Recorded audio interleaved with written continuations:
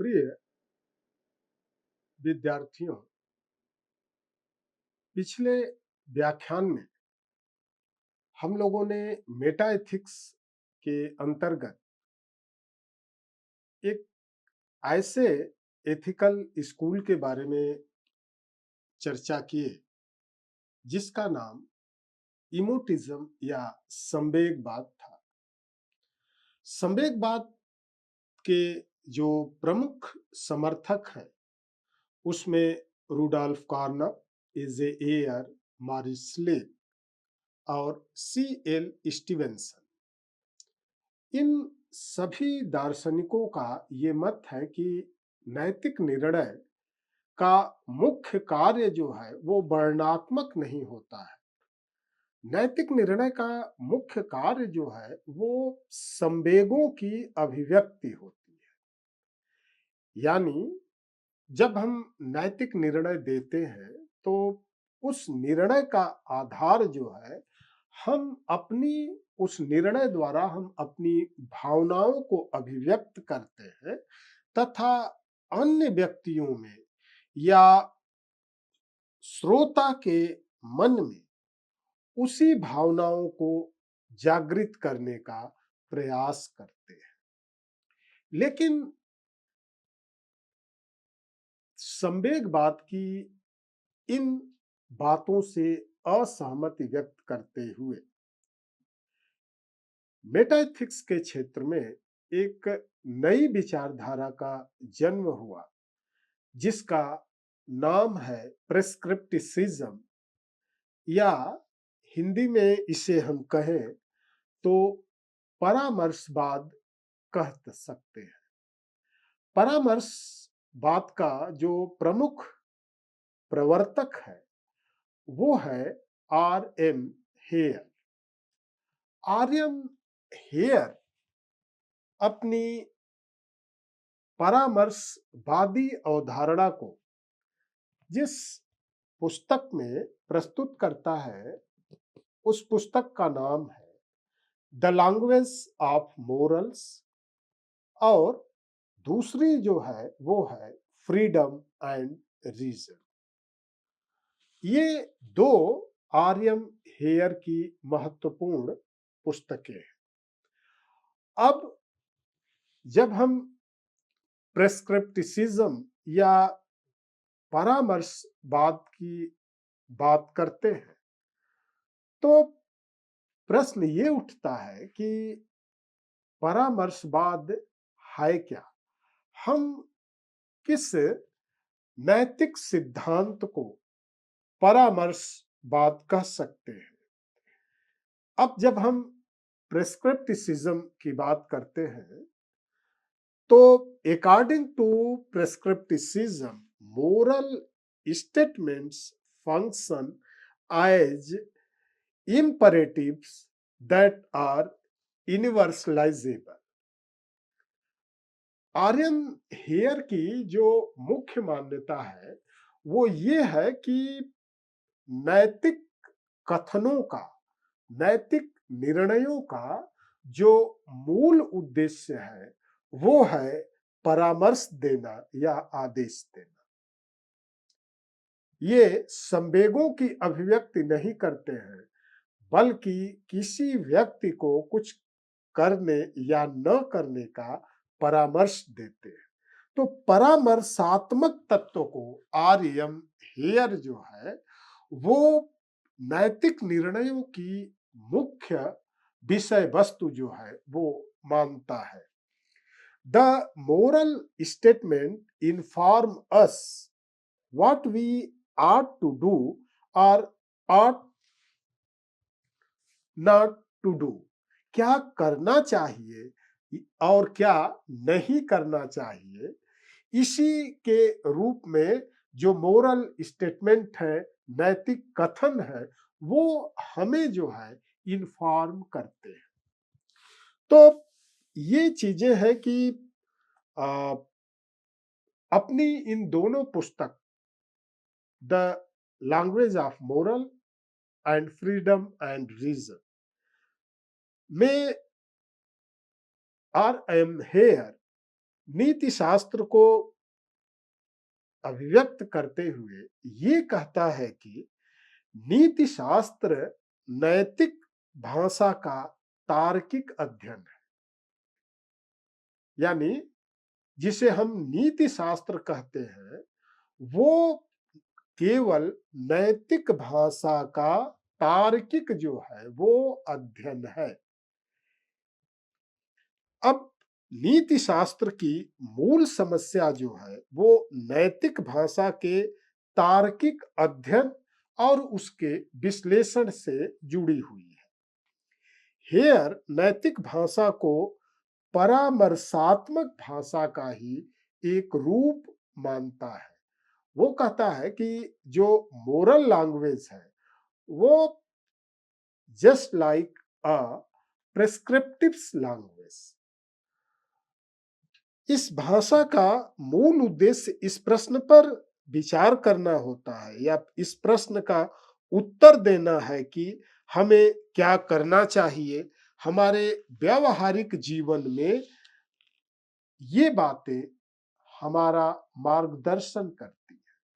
यानी परामर्शात्मक भाषा एक और तो हमें क्या करना चाहिए ये बताती है, दूसरी तरफ व्यावहारिक जीवन में ये हमें दिशा निर्देश भी प्रदान करती है। हेयर प्रकृतिवाद और निरप्रकृतिवाद के विरुद्ध संवेगवादी के इस विचार का तो समर्थन करते हैं कि नैतिक निर्णय तथ्यात्मक या वर्णनात्मक नहीं है, पर वे उनके मौलिक विचार का खंडन करते हैं। यानी संवेगवादियों के इस मत से आर एम हेयर तो सहमत है कि नैतिक भाषा या नैतिक निर्णय जो है ये वर्णनात्मक नहीं होता है। नैतिक निर्णय वर्णनात्मक नहीं है, पर नैतिक निर्णय संवेगों और भावनाओं की अभिव्यक्ति और जागृत करने वाले संवेगात्मक कथन है। इसका भी आर एम हेयर खंडन करता है। यानी एक तरफ तो वो संवेगवादियों के इस मत से सहमत व्यक्त करता है कि नैतिक निर्णय जो है वो वर्णनात्मक नहीं है, लेकिन दूसरी तरफ वो संवेगवादियों से भी असहमति व्यक्त करता है कि नैतिक निर्णय केवल भावनाओं या संवेगों की या अभिव्यक्तियों की अभिव्यक्ति है। इसका भी वो पुरजोर विरोध करता है या खंडन करता है। अब वो तीन आपत्तियां जो है संवेगवाद के विरुद्ध आर एम हेयर उठाता है। पहला ये कहता है कि संवेगवाद की जो फाउंडेशन है वो है वेरिफिकेशन थियरी। संवेगवाद की आधारशिला जो है वो सत्यापन सिद्धांत है, जिसमें स्वयं कई त्रुटियां हैं। यानी वो मानता है कि जिस वेरिफिकेशन थियरी के आधार पर संवेगवादी अपने नीति शास्त्र की दीवार को उठाते हैं, जिस नीति शास्त्र का महल बनाते हैं, उस सत्यापन सिद्धांत संबंधी फाउंडेशन पर, उसमें कई फॉल्ट है। दूसरी बात जो आर्यम हेयर करता है वो ये कि संवेगवादियों के अनुसार नैतिक निर्णय संवेगों को तो व्यक्त करते ही हैं, साथ साथ श्रोता की अभिव्यक्तियों को भी प्रभावित करते हैं। यानी वक्ता की अभिव्यक्ति का वर्णन करते हैं और श्रोता में उस अभिव्यक्ति को जागृत करते हैं। हियर के अनुसार ये इस बात को भूल जाते हैं कि किसी को कुछ बतलाने और उससे प्रेरित करने में अंतर होता है। हम किसी को कुछ बताएं और उससे प्रेरित उसे करे, इन दोनों में आर एम हेयर जो है वो अंतर मानता है। तीसरी बात जो आर एम हेयर करता है वो यह कि यदि नैतिक निर्णय मात्र संवेगात्मक है, तब उसके अनुरूप कोई कार्य करने के लिए प्रेरित करना उपदेश देने के समान है। और जब उपदेश देने के समान है तो किसी भी उपदेश को हम नैतिक निर्णय जो है नहीं कह सकते। अब दूसरी बात जो आर एम हेयर के दर्शन में जुड़ती है वह है प्रिस्क्रिप्टिव लैंग्वेज या परामर्शात्मक भाषा। अब जब हम परामर्शात्मक भाषा की बात करते हैं तो एक चीज तो ये आता है कि परामर्शात्मक भाषा है क्या। हेयर के अनुसार नैतिक भाषा मुख्यतः जो है वो परामर्शात्मक होती है, व्यक्तियों के आचरण का मार्ग निर्देशित करना इस भाषा का प्रमुख कार्य है। भाषा परामर्शात्मक है और परामर्शात्मक कार्य के अनुरूप ये व्यक्तियों का मार्ग निर्देशन का कार्य करती है। अब परामर्शात्मक भाषा को हम सर्वप्रथम दो रूपों में देख सकते हैं या दो रूपों में विभाजित कर सकते हैं। पहला, इसको हम इंपरेटिव फॉर्म कह सकते हैं, आदेशात्मक रूप, और दूसरे को मूल्यात्मक रूप कह सकते हैं। यानी भाषा के दो रूप हैं। पहला जो है वो इंपरेटिव्स या आदेशात्मक, दूसरा जो है वो इवैल्यूएटिव्स या मूल्यात्मक। ये दो अर्थ हैं। ऐसा करना उचित है। मान लीजिए हम किसी कर्म के बारे में कहते हैं कि ऐसा करना उचित है, तो ये एक प्रकार का आदेशात्मक निर्णय है। ये शुभ है, यह वांछनीय है, ये मूल्यात्मक निर्णय है। यानी शुभ और वांछनीयता जो है ये कहीं न कहीं मूल्यात्मकता से संबंधित है या मूल्यात्मकता से जुड़ी हुई है। जबकि ऐसा करना उचित है, आपको वैसा करना चाहिए, ये दोनों कहीं न कहीं आदेशात्मक तत्व की ओर संकेत करते हैं। किसी नैतिक निर्णय में उसके अनुरूप आचरण करने का आदेश अनिवार्यतः जो है वो निहित रहता है। यदि कोई व्यक्ति किसी नैतिक निर्णय को स्वीकार करता है तो वह तार्किक दृष्टि से उसके अनुकूल आचरण करने के लिए बाध्य है। यानी जब कोई व्यक्ति या मैं यदि किसी नैतिक निर्णय को स्वीकार करता हूं तो लॉजिकली जो है मैं बाउंड हूं उसके अनुसार आचरण करने के लिए।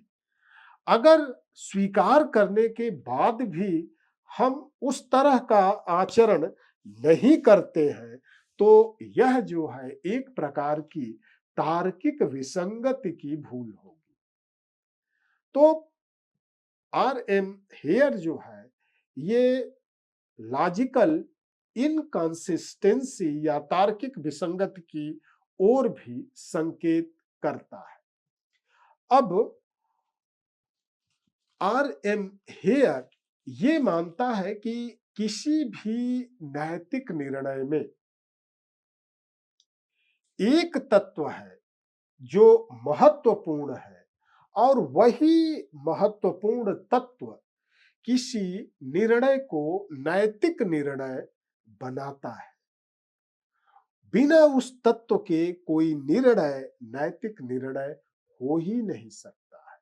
और उस महत्वपूर्ण तत्व को वो नाम देता है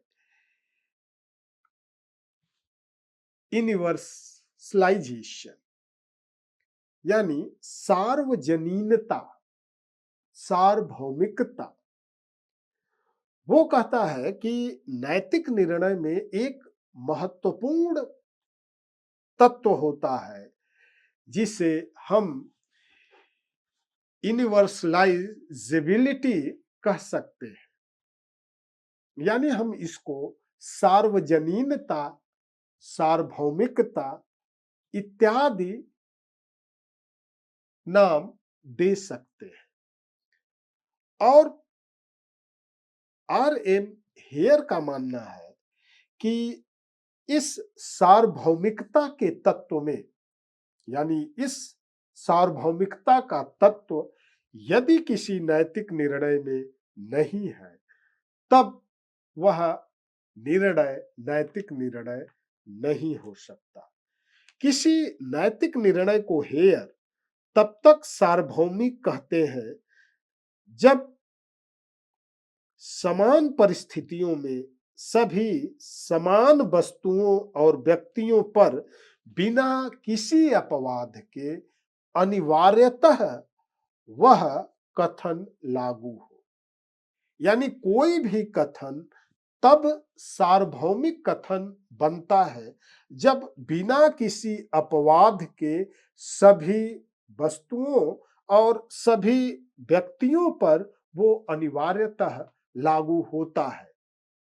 ऐसे अनिवार्यता के कारण जो है आर एम हेयर इसे सार्वजनीनता का नियम कहता है।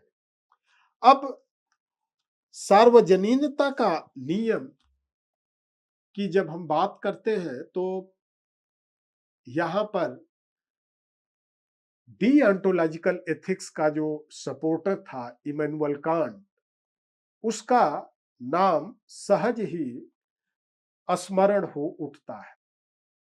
और इस सार्वजनीनता के स्थान पर या यूनिवर्सलाइजेबिलिटी के स्थान पर are M hair Immanuel Kant का समर्थन करता है। और ये पद जो है वो कहीं न कहीं इमैनुअल कांट से ही ग्रहण करता है। कांट भी सार्वजनीनता या सार्वभौमिकता के नियम को प्रमुखता देता है और मानता है कि उसी नियम के अनुसार आप कार्य करें जिसे आप सार्वभौमिक बना सकें। यानी एक समान देश काल परिस्थिति में वह नियम क्या सभी वस्तुओं एवं व्यक्तियों पर सामान्य रूप से लागू हो सकता है या नहीं। ठीक इसी प्रकार की बात आर एम हेयर नैतिक निर्णयों के अभिव्यक्तिकरण के संबंध में करता है। सार्वजनीनता के आधार पर हेयर नैतिक निर्णय और आज्ञाओं में अंतर करता है। यानी जब वो सार्वजनीनता के नियम की बात करता है तो एक तरफ जो है नैतिक निर्णय और दूसरी तरफ आज्ञा जो है, इन दोनों में अंतर करता है। यह ठीक है कि नैतिक निर्णयों में परामर्श आदेश अनिवार्यतः निहित है जो इसे वर्णनात्मक कथनों से पृथक करता है, पर नैतिक निर्णय और आदेशों में भी अंतर है। जब कोई आदेश या आज्ञा दी जाती है तो यह आवश्यक नहीं है कि उसके समर्थन में सार्वभौमिकता के आधार पर कोई तर्क दे।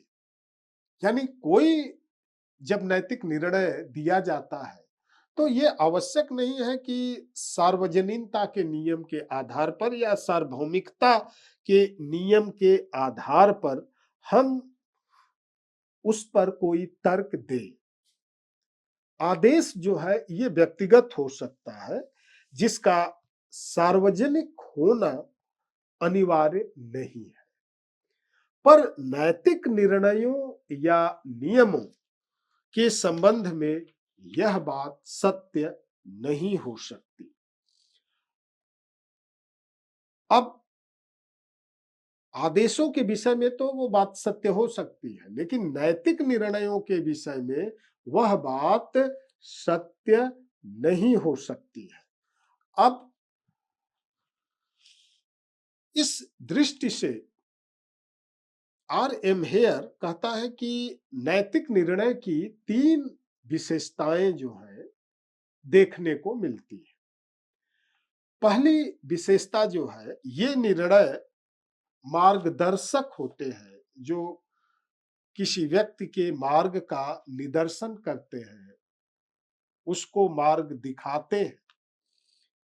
ये तथ्यात्मक कथनों से भिन्न है, क्योंकि इनमें संज्ञानात्मक या अज्ञात्मक तत्व सम्मिलित होता है।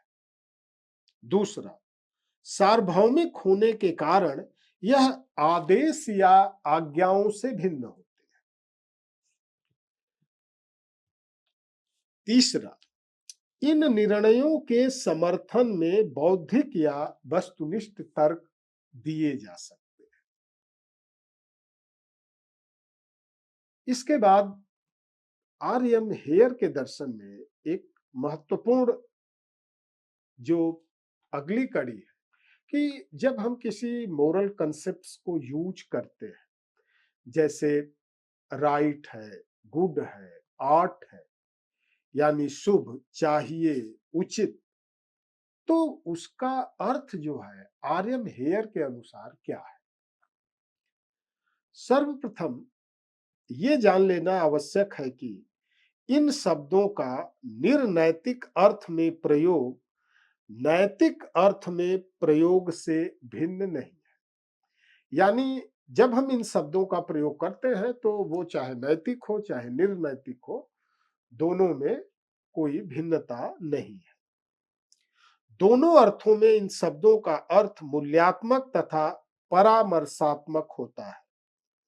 नैतिक अर्थ में शुभ शब्द के प्रयोग और निर्नैतिक में उस शब्द के प्रयोग के तार्किक नियम जो है वो दोनों में समान होते हैं। जब हम शुभ का प्रयोग करते हैं तो चाहे वो नैतिक अर्थ में करें या निर्नैतिक अर्थ में, दोनों के जो तार्किक नियम है वो समान है। अंतर उसमें केवल इतना ही है कि जिन गुणों के आधार पर किसी व्यक्ति को हम अच्छा कहते हैं, वे गुण वे उन गुणों से भिन्न होते हैं जिनके आधार पर टेबल या कलम को अच्छा कहा जाता है। यानी कोई व्यक्ति अच्छा है और कोई कलम अच्छी है, तो दोनों समान नहीं है, क्योंकि कलम की अच्छाई दूसरी है, उस व्यक्ति की अच्छाई दूसरी है। यानी दोनों के गुण जो है वो भिन्न होते हैं। यानी हम जिस आधार पर व्यक्ति को अच्छा कहते हैं, उसी आधार पर हम कलम को अच्छा नहीं कहते हैं, पेंसिल को अच्छा नहीं कहते हैं। तो अंतर जो है उनके गुणों के कारण है। इसी प्रकार उचित शब्द भी मूल्यात्मक है। शुभ की भांति उचित और चाहिए शब्दों में भी वर्णात्मक तत्व जो है वो विद्यमान रहते हैं, पर वे भी मुख्यतः मूल्यात्मक शब्द भी है। हेयर ने नैतिक निर्णयों की समर्थन कुछ युक्तियों के आधार पर किया है। इसका आधार वही सार्वजनीनता का नियम है जिसके बारे में बात हम लोग कर चुके हैं, और इसी के आधार पर उसको तर्क संगत सिद्ध किया जा सकता है। सार्वजनीनता के अतिरिक्त नैतिक निर्णयों की समर्थक युक्तियों में 3 अन्य तत्व जो है महत्वपूर्ण रहता है। पहला तथ्य, दूसरा दूसरों की इच्छा और तीसरा जो है वो निर्णायक। ये 3 तत्व होते हैं। यह तो स्पष्ट है कि जब तक उस तथ्य की पूरी जानकारी न हो जिसके विषय में नैतिक निर्णय दिया जा रहा है, यानी जिसके विषय में नैतिक निर्णय दिया जा रहा है उस तथ्य की पूरी जानकारी जब तक न हो वो निर्णय या तथ्य सारहीन होंगे। फिर यह भी आवश्यक है कि उन व्यक्तियों की इच्छाओं और हितों को भी ध्यान में रखा जाए जिन्हें कोई नैतिक निर्णय जो है प्रभावित करता है। तीसरा तत्व, निर्णयकर्ता को भी ऐसा होना चाहिए कि वह अपने को दूसरे की स्थिति में कल्पना करे और ये देखे कि दूसरे की दृष्टि को यह मान्य है कि नहीं।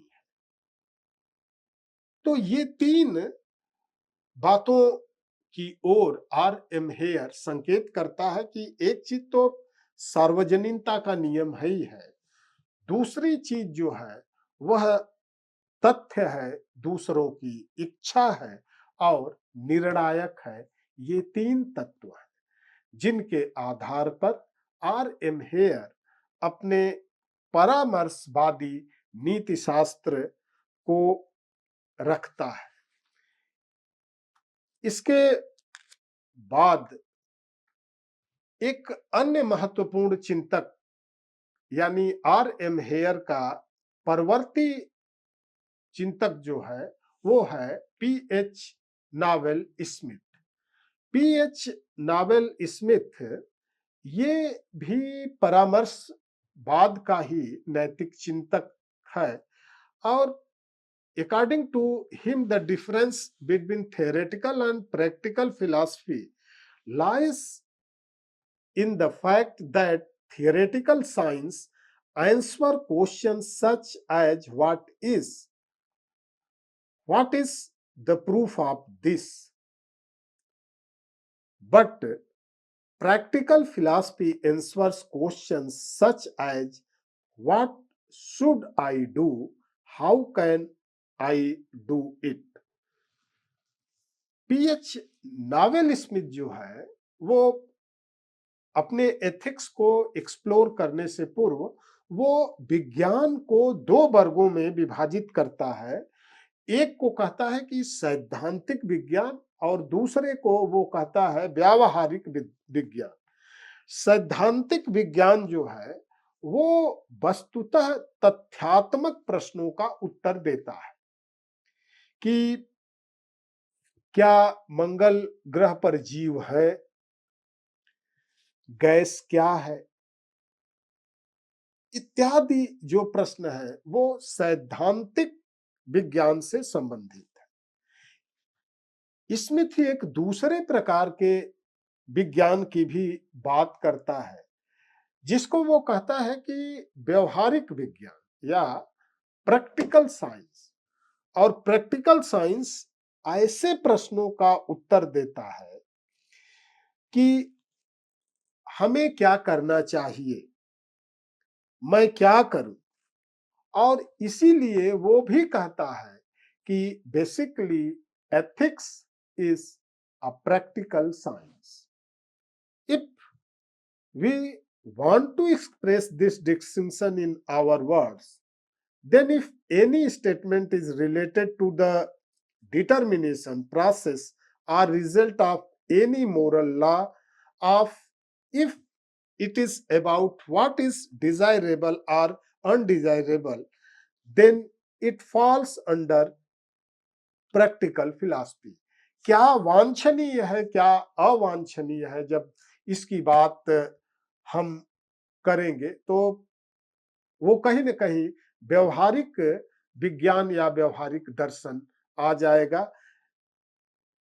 पीएच नावेल स्मिथ जो है वो इमोटिज्म को आरएम हेयर की बात भी ये भी क्या करता है, डिनाई करता है और इसकी भी जो एजम्पशन है वो according to Smith the function of ethical language is persuasive and prescriptive, not informative। यानी जो नैतिक भाषा है वो इंफॉर्मेटिव नहीं होती है, ये प्रिस्क्रिप्टिव होती है और परसुएसिव होती है। ये इसकी बेसिक मान्यता है। ये basically Smith explains the meaning of ethical judgement based on this use of ethical words. To know the meaning of a decision it is necessary to know in what content that decision is being used. Smith does not accept the indicative view of language meaning। ये भाषा का जो indicative अर्थ या निर्देशात्मक अर्थ है उसको ये स्वीकार नहीं करता है। According to him not all adjective indicate qualities and there are many words in language that do not describes the qualities of object। वो ये कहता है कि बहुत सी भाषा का ऐसा रूप है जिससे ये नहीं प्रतीत होता है कि वो किसी गुण या वस्तु को निर्देशित कर रही। इसके बाद वो कुछ वर्ड्स की बात करता है, A words, D words and G words, और एट लास्ट में नावेल स्मिथ जो है वो नैतिक निर्णय को परामर्शात्मक ही मानता है। तो प्रेस्क्रिप्टिसिज्म में ये दो एथिकल थिंकर्स, एक तो हेयर और दूसरा जो है वो नावेल स्मिथ है, जिनके नैतिक सिद्धांतों के बारे में हम लोगों ने चर्चा की। अब हम लोग एथिक्स के इस एक ऐसे पड़ाव पर पहुंच चुके हैं जिसको कि हम लोग इंडियन एथिक्स या भारतीय नीति शास्त्र कहते हैं। अब तक तो हम लोग पाश्चात्य नीति शास्त्र के बारे में चर्चाएं की, लेकिन अब जो चर्चा अगले व्याख्यान में होगी वो भारतीय नीति शास्त्र या इंडियन एथिक्स पर होगी। इंडियन एथिक्स क्या है, उसमें कौन कौन से सिद्धांत हैं जिन पर चर्चा की जाएगी, इसकी बात हम लोग अगले लेक्चर में करेंगे।